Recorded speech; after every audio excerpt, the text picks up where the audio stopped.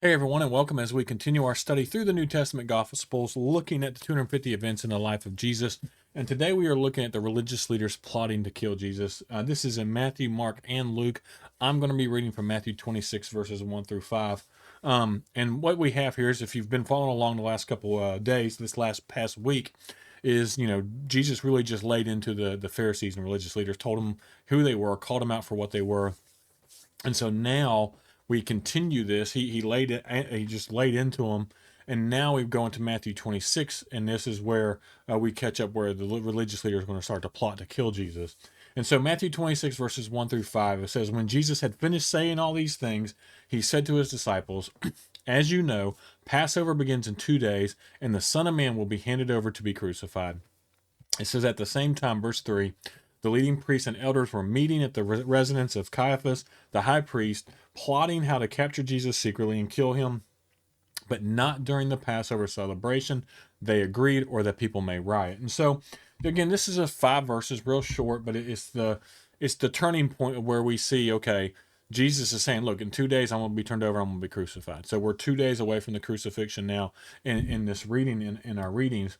And so, like, Caiaphas was the ruling high priest during Jesus' ministry. He was the son-in-law of Ananias, I think is how you say that, who's a previous high priest.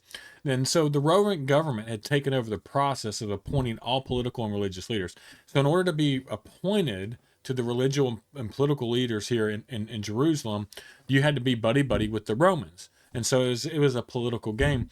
Caiaphas served for 18 years, longer than most high priests or priests. And so that suggests that he was gifted at cooperating with the Romans. So he had some sway with the Roman government and the Roman people here. He was the first to recommend Jesus's death in order to, quote, save the nation. And we read that about that in John 11 verses 49 and 50. And so this was a deliberate plot to kill Jesus. They were afraid of what he was. The people loved him, and he was a threat to their power, and so they needed to get rid of him. And so without this plot, there would have been no groundswell of popular opinion against him. So they were timing this just right.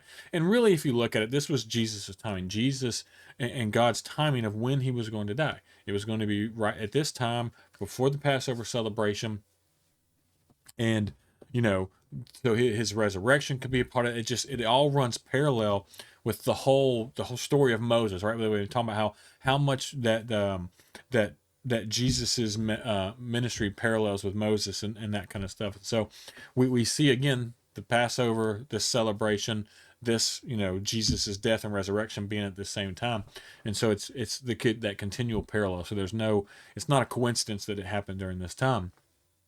And so, but one of the things here is that because of the popularity of Jesus, the religious leaders were afraid to arrest him during the Passover because there were so many people there. He was so popular, and they didn't want to incite a riot. So they end up turning them against Jesus, and a lot of it, honestly, was because of Jesus too. Not that he intentionally did, but he came in and started talking about how his ministry, his kingdom wasn't one that was going to come in and overthrow the Roman government, right? It was a peaceful one. It was, I'm not coming in and throwing Rome out. He wasn't talking about that, and so it was completely different than what they thought they were getting themselves into. And so that's why there was such a turn in popularity against Jesus as well, which we're going to see here in about 2 days. And so again, this is the start of the whole coming in on the Palm Sunday, right, where he came in on the colt. That was a week before the week before the crucifixion, and so we're several days into that now. Now we're 2 days away from him being handed over and crucified, and so we're going to start to build up to that. A lot of that's going to be in John because John recorded a lot of the details of the messages of Jesus right before his crucifixion up to his crucifixion. So a lot of it will be in that. As always, I appreciate everyone for watching. I know this one's a little bit shorter, just a few minutes, but to give you a break from yesterday's, which I think was almost 20 minutes. So again, I appreciate everyone who continues to watch these, follows along, shares, comments, all that kind of stuff. It's helpful. I love conversation around it, and so I really do appreciate it. And as always, subscribe if you haven't subscribed yet. You get alerts, get notifications when we produce new videos. And as always, I appreciate everyone for watching.